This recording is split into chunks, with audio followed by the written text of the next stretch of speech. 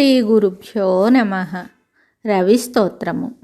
త్వం దేవ ఋషికర్తా చ ప్రకృతిః పురుషః ప్రభుః ఛాయా సంజ్ఞా ప్రతిష్టాపి నిరాలంబో నిరాశ్రయః ఆశ్రయః సర్వభూతానాం నమస్తేస్తు సదా మమ.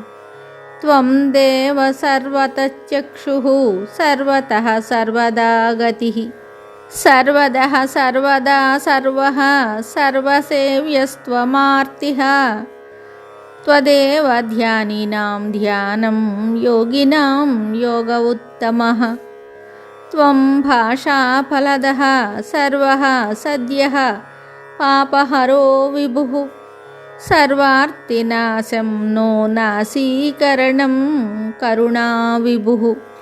దయాశక్తిః క్షమావాసః సఘృణీ ఘృణిమూర్తిమాన్.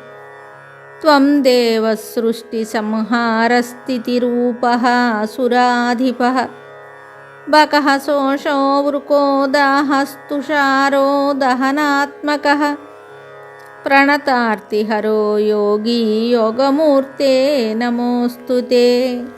త్వం దేవ హృదయానందశిరో రత్నప్రభామణిః. బోధకః పాఠకో ధ్యాయీ గ్రాహకో గ్రహణాత్మకః.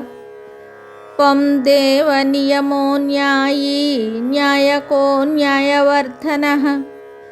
అనిత్యో నియతో నిత్యో న్యాయమూర్తే నమోస్తుతే. త్వం దేవ త్రాయసే ప్రాప్తాన్ పాలయస్యర్పవస్థితాన్. ఊర్ధ్వత్రాణార్థితాన్ లోకాన్ లోకచక్షుర్నమోస్తుతే. దమనోసి త్వం దుర్ధాంతః సాధ్యానాం చైవ సాధకః. బంధుః స్వబంధుహీనానాం నమస్తే బంధురూపిణే. इति श्रीसाम्बपुराणे 43 रविस्तोत्रं सम्पूर्णं शुभम्.